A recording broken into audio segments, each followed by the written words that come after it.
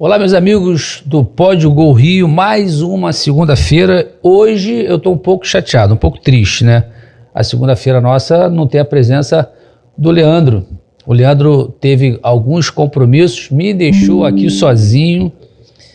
Foi... Só que em compensação à ausência do Leandro, a gente tem um convidado que, no meu ponto de vista, é muito especial.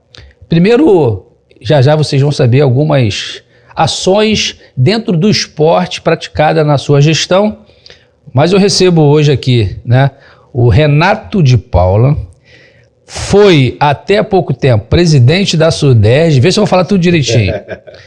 Hoje, atualmente, é candidato a vereador no Rio de Janeiro, pelo MDB, é fisioterapeuta, tem uma carreira acadêmica sólida, com PhD em bioquímica médica, pela UFRJ e doutorado em neurociência pela Imperial College London.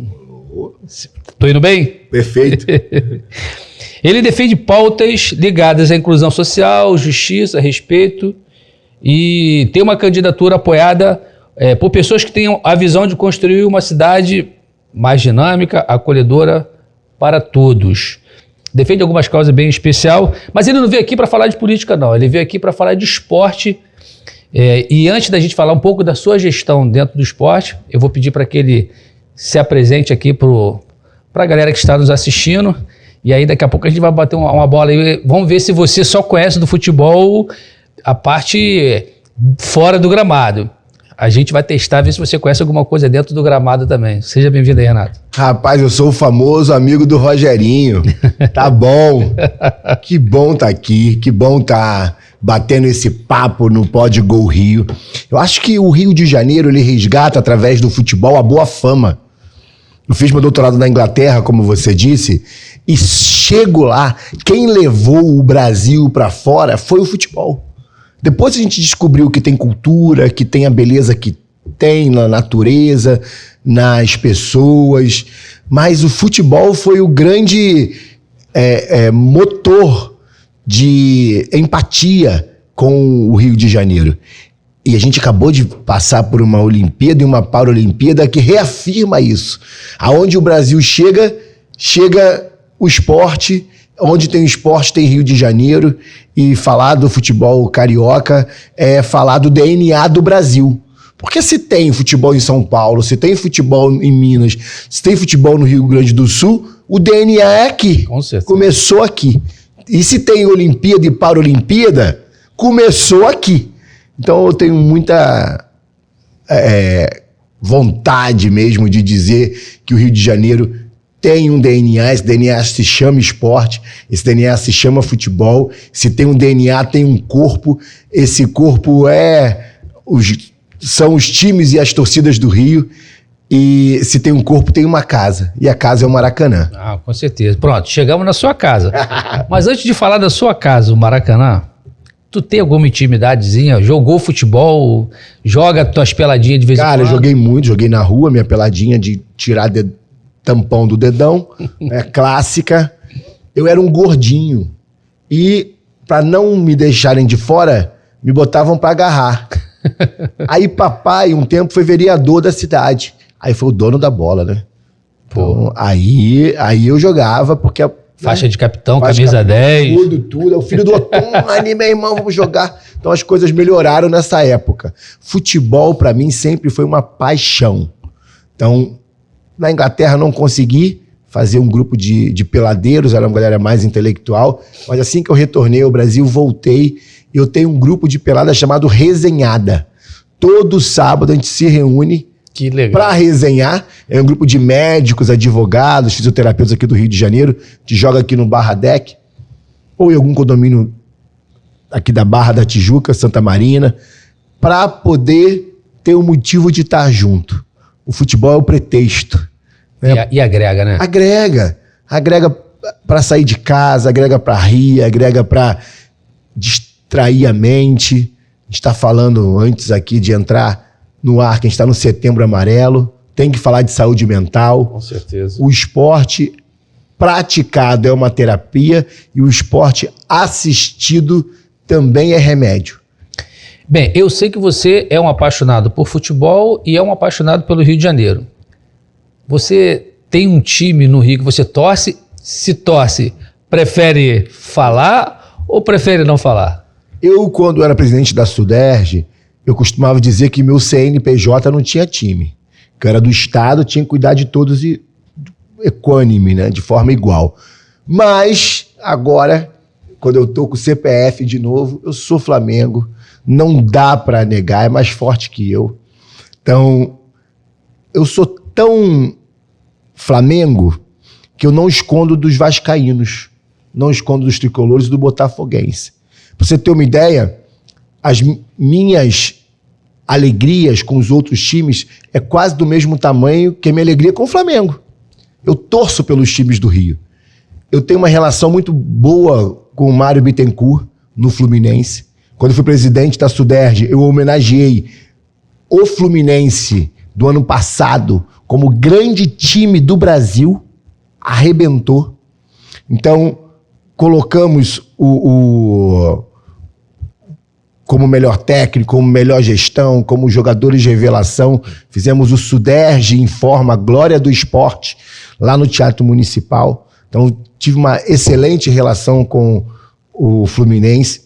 Até hoje, o Filé, que é fisioterapeuta, eu sou fisioterapeuta de formação. O Nilton Petroni é o meu irmão, tá jogando no Fluminense. Fizemos uma live lá no meu Instagram esses dias. O Botafogo é o único clube do Rio de Janeiro que tem o futebol em cadeiras de rodas. E fui eu que levei esse esporte para lá. A gente, junto com a Associação Brasileira de Futebol em Cadeiras de Rodas. Um abraço, meu amigo Julinho, lá do Master do Botafogo, que abraçou essa ideia.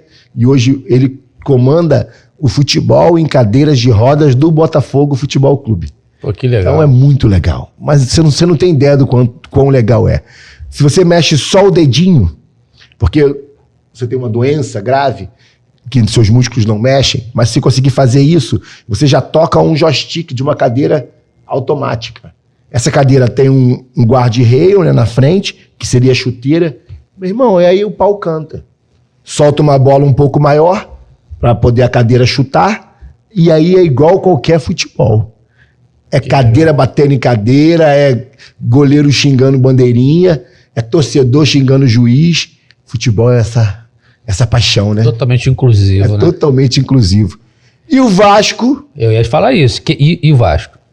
É o clube com a melhor história social do Brasil. Perfeito. Construído pelo suor dos seus sócios. Tem a história do Camisa Negra, que eu, na Suderj, fui o primeiro a homenagear esse ano. Fez 100 anos de Camisas Negras, que mudou a história do futebol. Contem a história que quiser. Foi o Vasco da Gama que incluiu as pessoas pretas para jogar bola. Eu brinquei com o Pedrinho. Falei, Pedrinho, se não fosse o Vasco, nosso ídolo era algum suíço. Não era o Pelé. Verdade. Então o Vasco comprou a briga na época com um presidente negro na vanguarda. Pô, estava saindo da escravidão, irmão. Então, parabéns, Vasco da Gama. E é o único clube que tem esporte adaptado, de verdade. Natação adaptada, vários esportes paralímpicos. Hoje, o grande fornecedor de talentos do Rio de Janeiro para a Paralimpíada é o Vasco da Gama. O Flamengo tem lá as ginastas, né? Algumas feras da natação olímpica, mas paralímpico quem fornece é o Vasco da Gama. Muito bacana. Então, e Flamengo é paixão. Não precisa fazer nada, é só existir, que é a paixão. Mas a história e a relação com os outros clubes, até antes da Suderj, mas ficou muito melhor com a Suderj, sem falar de América, sem falar de Olaria. Nós homenageamos, né, todos os, entre aspas, outros clubes do Rio, que não são os 4 grandes, pela gestão. O Pavunense, eu estive lá no Pavunense para homenagear, descobri que a camisa do Pavunense inspirou a camisa... Torcedor é fogo, né? cara, o presidente, Renato, vou te contar uma. Essa camisa amarelinha aqui, ó, se não é o Pavunense, o Brasil não teria camisa amarela. Que isso. Falei, que história. Vou trazer ele aqui para contar essa resenha.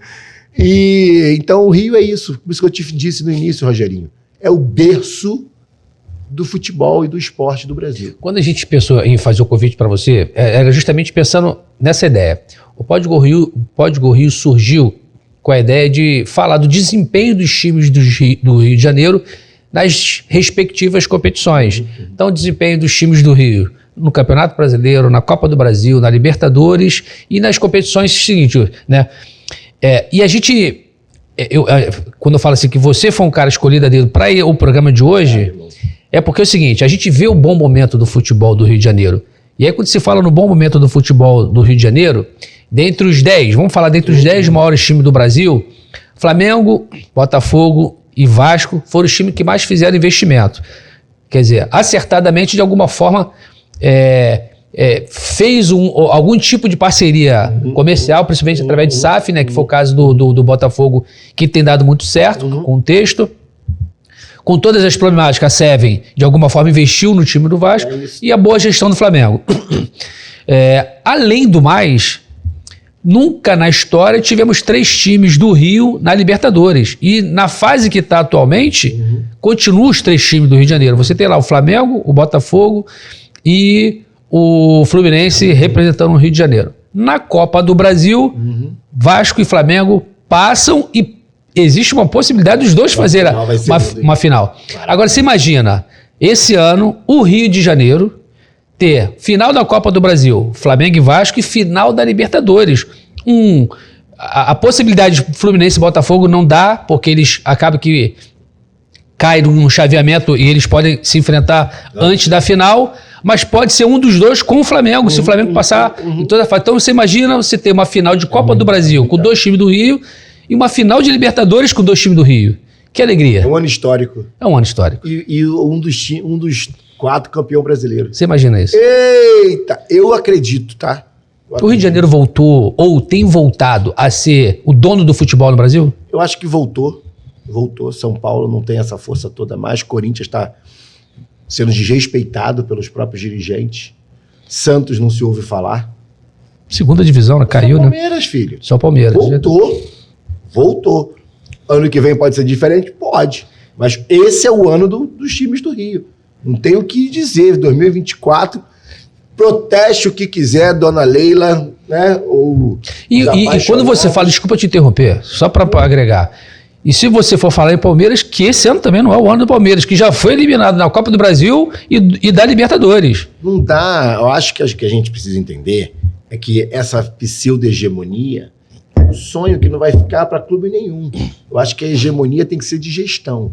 Eles continuam equilibrados na gestão. Como o Flamengo, ano passado, não teve um bom ano de futebol, mas continua equilibrado na gestão. A gestão salva.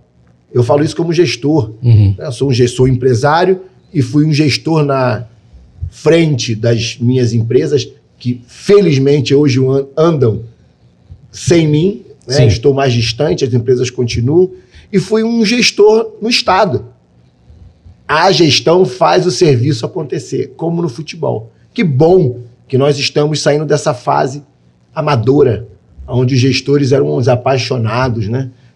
Nosso saudoso Eurico, todo respeito, né? Nosso saudoso Dinamite, todo respeito.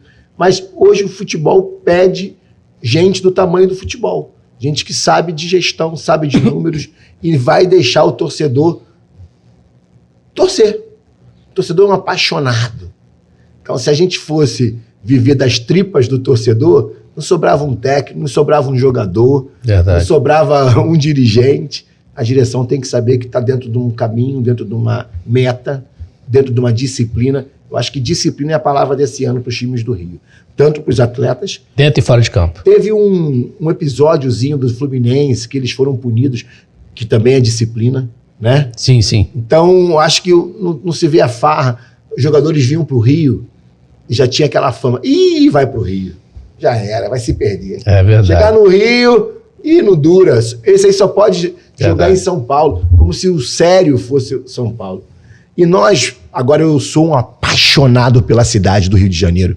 Carioca, se valorize. O mundo inteiro te valoriza. Aonde eu fui no mundo, eu já fui a 32 países. Quando eu falo que sou carioca, o mundo inteiro vibra. Verdade. E o carioca fica se desmerecendo. O carioca apedreja a sua própria cultura, a sua própria história, não conhece o seu passado. Por isso que um programa como esse aqui permite resgatar a história dos grandes jogadores. Hoje no almoço, eu tive a oportunidade de falar com o Gerson. Canhotinha de ouro? Canhotinha, ligo pro vídeo. Plim! Não falo com ninguém na mesa, né?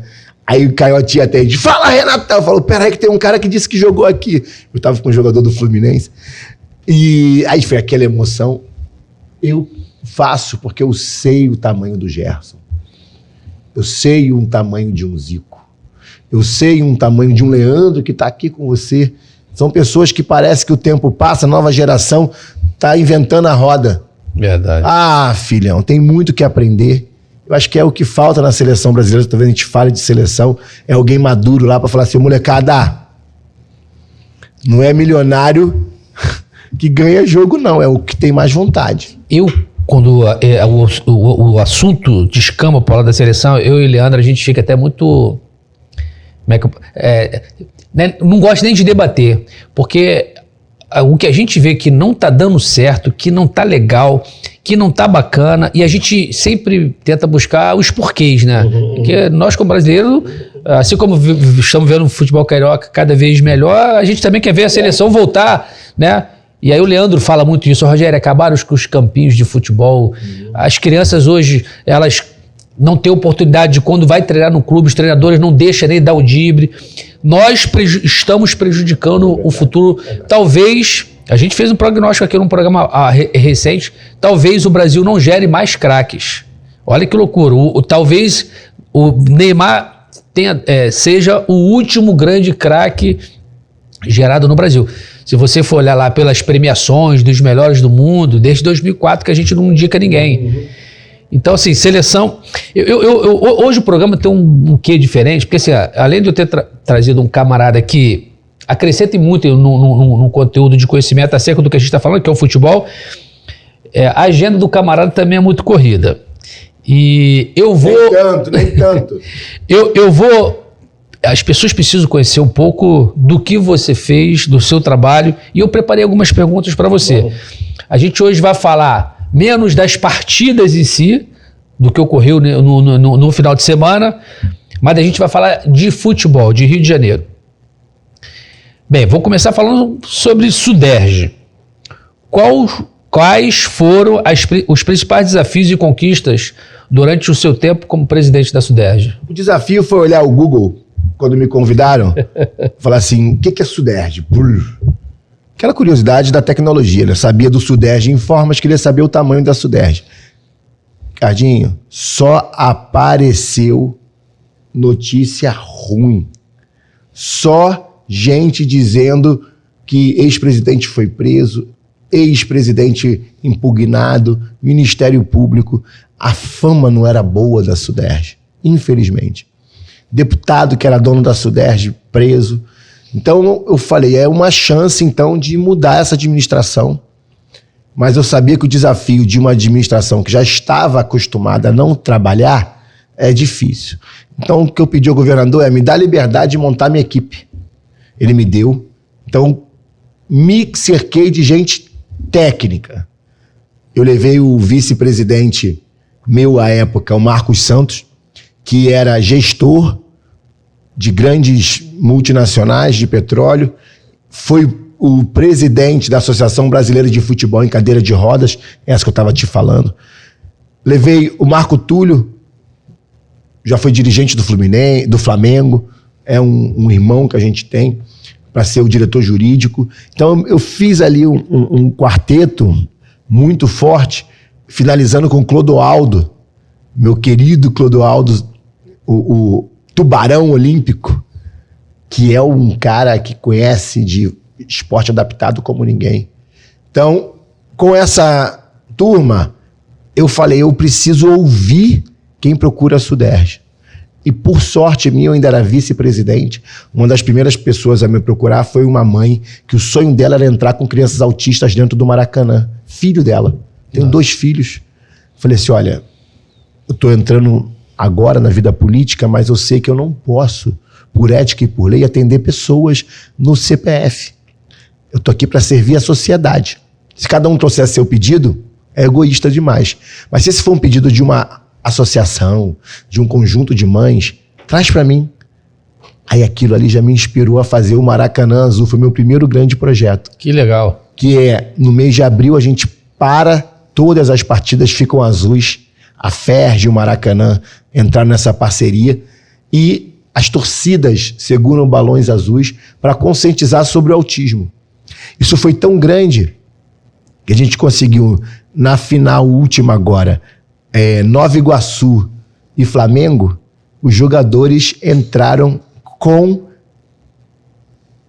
mascotes, pessoas autistas, pela primeira vez na história. Eu vi isso. Nós demos o fone, né, o abafador, para caso alguém tenha alguma dificuldade sensorial, muitos deles têm, de ruído. Rapaz, foi uma emoção. Foi uma emoção que eu me lembro, eu me arrepio até hoje. Só que os bastidores disso é difícil, né, porque os dirigentes são cheios de receios, né? E como é uma pessoa autista, e se houver eles desregulam, né? Ficam, o que a gente chama de estereotipia, e se acontecer isso dentro do gramado, muito preconceito. Eles foram, deu tudo certo, tinha preconceito ou certeza falta disso. de conhecimento? Maioria das vezes, falta de conhecimento. Porque quando tem informação, gera empatia, gera conexão. Você e eu estamos muito conectados, mas um amigo nosso em comum, Márcio Bravinho, um beijo para ele, nos informou. Falou, rapaz, Rogerinho é fera, Renato, você é fera. Quando nos aproximou, você se conecta com o que conhece. Verdade. Então, se você não conhece da pessoa autista, não convive, não sabe, realmente, você cria conceitos na sua cabeça. Então, uma das minhas funções como fisioterapeuta, gestor na SUDERJ, sabendo da potência que é o esporte, foi usar o Maracanã para fazer informação e diminuir o preconceito. Uma criança autista, ela consegue praticar o esporte normalmente? Não consegue, comparado ao convencional. Mas ela consegue um esporte adaptado, que é normal. O esporte adaptado é o esporte que todo mundo pode jogar. Então, se eu tivesse que botar todo mundo para jogar bola e alguém tivesse alguma dificuldade de achar a bola, eu boto um barulhinho na bola, né? O famoso guizo, a pessoa cega vai jogar também e esse guizo não atrapalha ninguém. Quem vê a bola, chuta também. Nós só adaptamos para alguém que não enxerga jogar. A mesma coisa para a pessoa autista. A pessoa autista no esporte, ela tem uma dificuldade muito grande de novidades. A novidade para o cérebro dela pode ser um desafio. O que eu ensino aos professores da SUDERJ e qualquer professor, como eu sou um professor, que procura saber sobre esporte para pessoas autistas? Combine regras.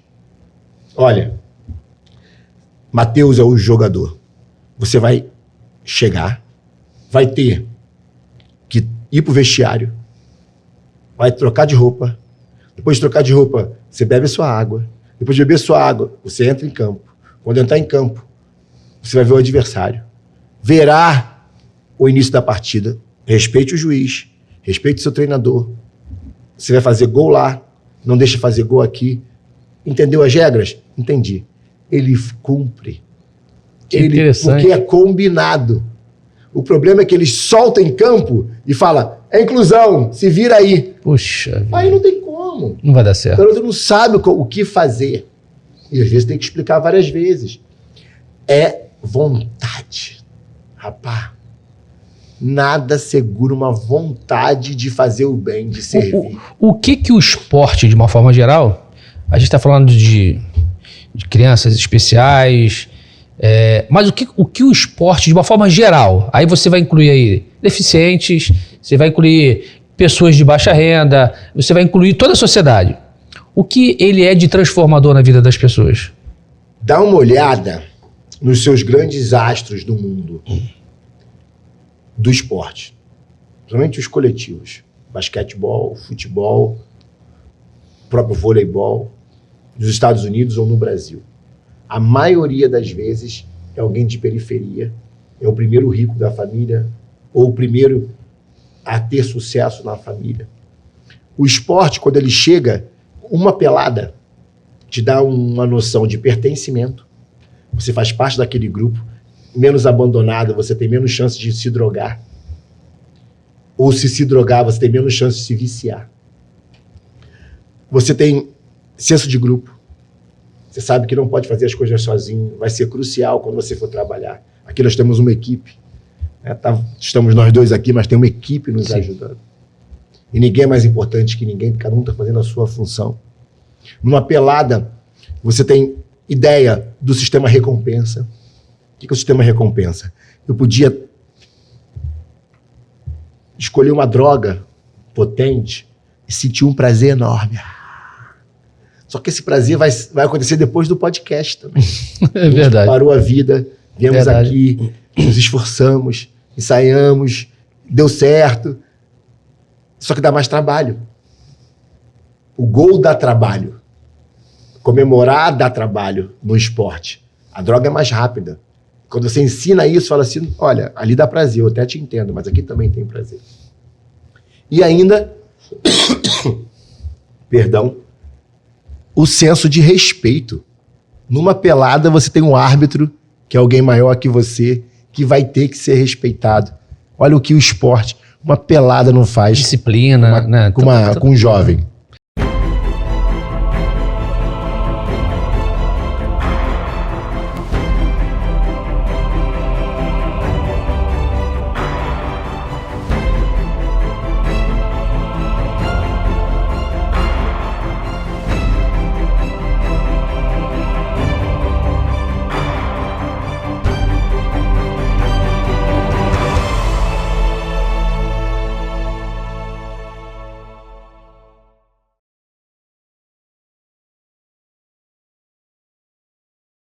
Bem, com a sua experiência no esporte, que é através da SUDERJ, e a sua experiência na sua formação, como que isso você vê que pode ser útil caso você seja eleito vereador no Rio de Janeiro? Rogerinho, quando eu me propus a ser vereador, e vou ser o seu vereador na cidade do Rio de Janeiro, é porque eu tenho trabalho e propósito. Esse trabalho é o meu passado. Como gestor, seja nas universidades que eu administrei aqui no Rio de Janeiro, a minha clínica ou a SUDERJ, eu entendo que planejamento para gestão no município do Rio de Janeiro é o que falta. Não falta dinheiro, falta plano. E esse planejamento está na mão do vereador. Se o vereador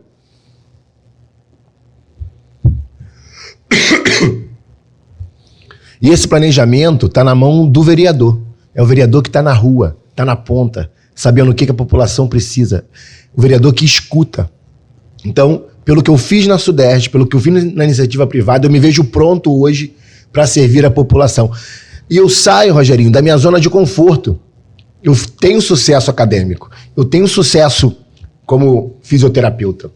E eu quero ter sucesso como servidor público. Eu só quero uma chance para mostrar que o Rio de Janeiro pode ter melhor transporte, pode ter melhor educação, pode ter uma clínica da família que atenda as pessoas autistas de verdade, para acabar essa via crucis maluca de alguém da Zona Oeste não ter aonde tratar um filho com deficiência, tem que vir para a Zona Norte num transporte que sacode e a pessoa já chega aqui pior do que estava em casa.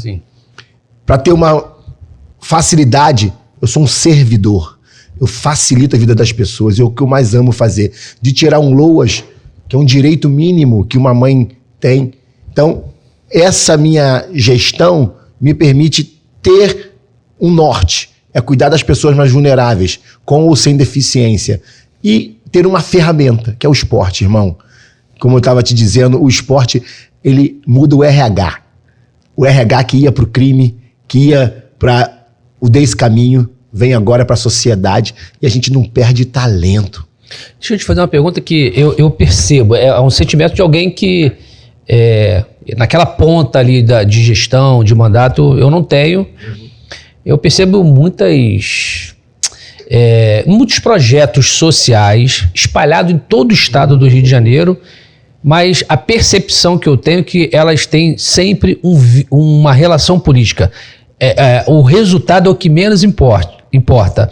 O que eu percebo é que esses projetos é para atender algum parceiro, é para ajudar algum parceiro, e ainda que haja alguns bons projetos, quando se troca chega um período de campanha eleitoral, aquela troca de favor, tira às vezes quem está fazendo um bom trabalho, coloca outro, e o resultado que eu acabo que entendo é que os projetos sociais, eles não ajudam em nada, pelo contrário, alimentam a máquina política. É possível se mudar isso? Rogerinho, é parcial a sua ideia ser verdade.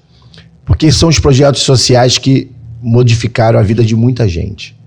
Tá? Eu podia citar aqui vários jogadores de futebol que vieram de projetos sociais. Vários atletas amadores, olímpicos ou paralímpicos, que vieram de projetos sociais. Óbvio que o joio nasce junto com o trigo. É muito difícil separá-los. Tem projeto que é só politicagem. Mas tem muito projeto de verdade que muda a vida das pessoas.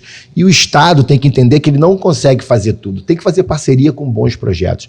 Mas sem projetos de mandato, que mandato passa. Tem que ser projeto de governo. Eu vou querer que o Rio seja um case de sucesso do esporte? Eu quero. Vamos lutar para isso? Vamos. Esse case do esporte de sucesso para quê? Para diminuir a influência de outras possibilidades de descaminhos para essas pessoas? Sim. Para as pessoas serem atletas também. Mas se você tem uma cultura do esporte, você gera bom médico, gera bom fisioterapeuta, gera bom radialista que viveu no esporte. Eu costumo dizer que as outras áreas da prefeitura deviam pagar a área do esporte. Porque com mais esporte, o transporte melhora, a mobilidade da cidade, as pessoas vão circular. Com mais esporte tem menos violência, porque o RH do crime está enfraquecido. Com mais esporte tem menos remédio necessitando, porque as pessoas têm menos diabetes, menos hipertensão. Então o esporte ajuda em tudo. Então, os serviços sociais ainda são úteis. Entendo que você tem essa visão, que alguns são apenas para politicagem, mas na minha gestão da Suderj, eu via o contrário. Gente com só coração, irmão. Vinha lá, Renato, eu tenho esse projeto aqui, cara. No papel de pão vinha o projeto. Falava assim, então você vai falar com o Marcão, que era meu vice-presidente, ele vai te ensinar a como fazer você tirar do Estado o recurso que é teu de direito, para você fazer esse esporte acontecer com mais qualidade. Bem, um dos pilares, eu percebo, dentro dos seus discursos de campanha, é a inclusão. E eu posso dizer que eu percebo que a questão de inclusão para você não está relacionado a um segmento específico. Aí quando você fala de inclusão, você está falando de deficiente físico, você está falando de idosos, você está falando de... Bem, como que no seu entendimento, pautado em cima, né, desse pilar, né, que rege a sua campanha, você pensa, através do seu mandato, ampliar isso no Rio de Janeiro? É o olhar. Lembra da informação que gera empatia? Na Austrália, a inclusão é algo tão grande que não tem como uma escola ser concebida sem acessibilidade de rampa, de comunicação e de atitude dos professores. Não há como um hospital ser concebido sem facilidade para um cego se locomover sozinho. Não há como a cidade ser planejada sem ser para todos. Por quê? Porque a sociedade cobra qualquer político de fazer inclusão. Eu sei que hoje eu sou uma voz menor, mas eu estou educando a população, meu irmão. Você não vai votar em mim? Vota em outro político que faz inclusão de verdade. Você não vai votar em mim? Compara o currículo e não reelege ninguém. Porque quem tá lá não fez nada. E quem não fez quando pôde não vai fazer agora. Por isso que eu digo que Renato de Paula é a renovação. Pô, bacana. É a pauta da renovação. Eu tô de azul porque é a nossa cor. É a cor da inclusão. É a cor que vai mudar esse Rio de Janeiro. E é uma onda É uma onda de renovo. Costumo brincar, né? Que meu nome é R. Esse aqui é o R sozinho. Mas quando junta muito R, Rogério, renovação, renovo, respeito, vira esses dois aqui em Libras, quer dizer esperança. Que bacana. Eu acho que a nossa campanha é alguém que não depende da política, que veio da academia, que sabe de gestão e vai trazer esperança para a cidade do Rio de Janeiro. Você tem, assim, algum tipo de iniciativa já pronta? Ganhei a eleição. Algo que você pensa, esse aqui eu preciso implementar. São dois, tá? Que se complementam. Formar todos os professores da escola municipal para atender pessoas com deficiência, todos. Capacitar todos os professores, somente de educação física. Todas as escolas serão inclusivas. Ali já é uma forma de você desinflamar o cérebro das pessoas, porque o cérebro de uma pessoa com autismo, TDAH, com alguma deficiência física, ele acaba sendo inflamado. A desinflamação pode se dar com remédio ou com atividade física. Ponto. E 2, alô Zona Oeste, é minha promessa. Eu vou levar polos espalhados pelo Rio de Janeiro de atendimento a famílias autistas. Por que eu não falo centro? Porque centro, o cara tem que sair lá da casa dele, demora 2 horas para chegar num grande centro. Depois 2 horas para voltar. Sai ruim, chega pior, sai melhor e volta destruído, só pelo trânsito. Com Verdade. polos de atendimento, esses polos serão como desburocratizar o atendimento à saúde. Você me perguntou né? Pode falar do 2? Posso falar 2. Dificilmente, às vezes as pessoas não têm nenhum. Não tem nenhum. E meu terceiro se você está na fila do CISREG há mais de 30 dias, a prefeitura vai ter que te pagar quanto você precisa para o seu atendimento que não foi feito em 30 dias, para você fazer na iniciativa privada. É uma sacanagem o que se faz com o CISREG do Rio de Janeiro. Se eleito vereador, quais são as 3 principais mudanças que você gostaria de ver na cidade ao final do seu mandato? Acho que a pauta de todo mundo é segurança, né? Uma política de segurança depende, na minha opinião, de guarda municipal que não bate em camelô, que não fica multando apenas, mas que proteja de pequenos furtos, pequenos crimes, que esteja na porta de escolas, na porta de hospitais, guarda municipal armada. Eu sou a favor de treinar muito e depois armar a guarda municipal. Algo que eu quero ver rápido. 2, mais transporte e transporte de qualidade. É uma afronta você pagar R$ 7,50 no metrô, que não tem interligação direta com nenhum outro transporte no Rio de Janeiro. É uma afronta você pagar o que paga por um trem R$ 7,10 e esse trem geralmente nem chega no destino. Se você for uma pessoa com deficiência, então você nem chega na estação. Então, como você quer que uma cidade cresça se não se movimenta? Eu acho que o movimento urbano da cidade do Rio de Janeiro pode melhorar e pode melhorar muito. Cobrar uma parceria do governo do estado com a prefeitura para finalmente fazer um transporte subterrâneo de qualidade na nossa cidade. Não pode a Venezuela e Colômbia ter mais metrô do que o Rio de Janeiro. É verdade. É uma parceria da prefeitura que pode existir. E, por fim, uma cidade mais inclusiva. A inclusão é a minha praia, né? Então, que as praças tenham idosas fazendo atividade física, que as mães, enquanto vão para os núcleos esportivos, deixar seus filhos fazendo esporte, seja eles quem for, elas também sejam cuidadas. Estamos vivendo uma pandemia silenciosa, que é bom que estamos no Setembro Amarelo, de suicídio. A maioria das pessoas que se matam são mulheres, jovens, que não aguentam, às vezes abandonadas com um filho com deficiência à labuta. Então, você não está sozinha, já aproveita o recado. Se você se sente com vontade de conversar, com vontade de entender essa sua tristeza, que não é o fim, ligue para 188. Centro de Valorização da Vida é um programa ajudado pelos governos municipais e estaduais que vai ter como te ajudar a conversar com você. 188, saúde mental e esporte tem uma interligação, Rogerinho, direta. A gente apontou aqui 3 pontos de ao longo do seu mandato. Agora, independente de você eleito ou não, qual a sua visão para o futuro do Rio de Janeiro nos próximos 10 anos? Do jeito que a coisa tá, o que tu acha como vai estar o Rio de Janeiro daqui a 10 anos? Eu sou um otimista por natureza, tá? Eu acho que as coisas estão melhores hoje do que já tiveram no passado. Eu acho que daqui a 10 anos a gente vai conseguir uma renovação do quadro político, porque essa eleição vai mostrar que não é o sobrenome que elege ninguém. Não é o padrinho político que elege ninguém, não é o cacique. A sua rua, o seu bairro não tem dono. Pare de olhar para o retrovisor e olhe o currículo de quem está se candidatando. Então eu acho que, tenho certeza que a população acordou, que empresários serão políticos, que médicos serão políticos, que pessoas bem-sucedidas na sociedade serão políticos. E isso vai fazer uma nova forma de gerir a nossa cidade. Daqui a 10 anos, com esse novo quadro político, e Renato de Paula é um desses novos quadros que não são políticos de carteirinha, que fizeram sucesso na iniciativa privada e agora querem pegar essa bagagem, essa forma de gerir a iniciativa privada e trazer para a política e fazer o bem a mais gente. Eu acho que daqui a 10 anos a gente vai estar melhor, a gente vai estar com menos violência, porque o esporte vai estar sendo implementado, a gente vai estar menos capacitista, que é o preconceito contra a pessoa com deficiência, porque nós teremos uma política inclusiva na nossa sociedade.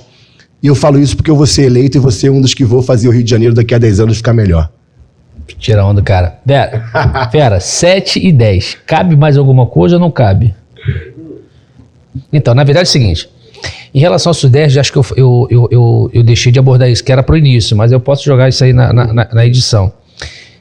Um pouco da tua gestão, ou eu perguntei e não estou lembrado? Perguntou como foi, Gê. Então, alguém comentou comigo, não sei se foi o Leandro, se foi o Bruno, que é o nosso diretor, de que foi na tua gestão, em que honrou alguns atletas do passado na calçada acho que na calçada da fama, não é isso? Isso. Então, acho que era um assunto que a gente poderia falar. Então, vamos embora. Cabe essa, fera? Tá. Obrigado. Vai encerrar, vou fazer uma ligação. Tá.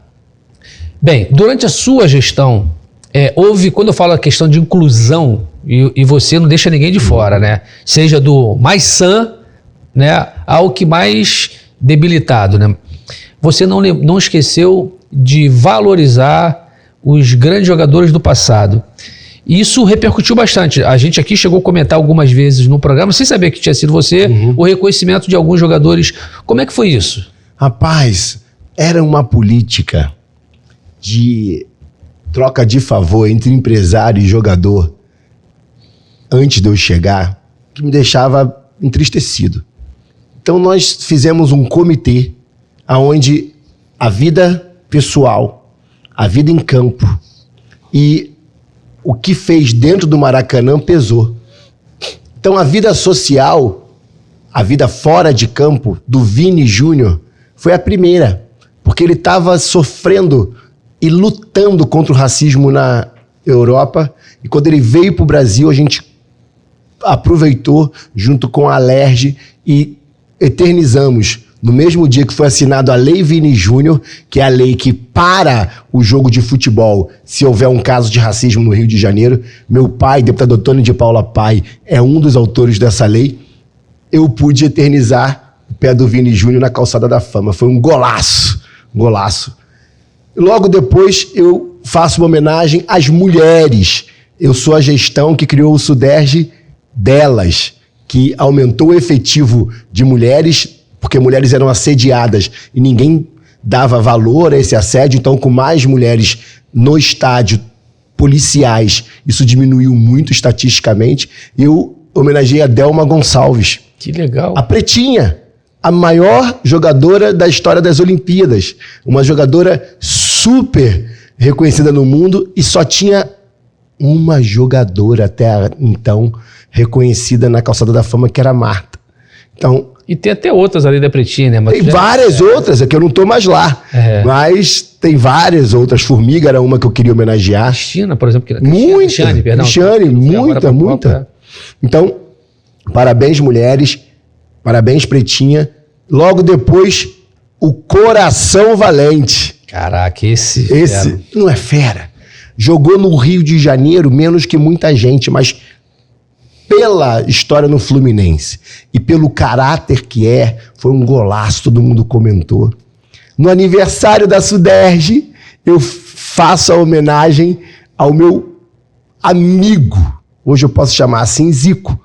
Né? Zico é um padrinho nosso. Qualquer tipo de comentário. Esse comentário.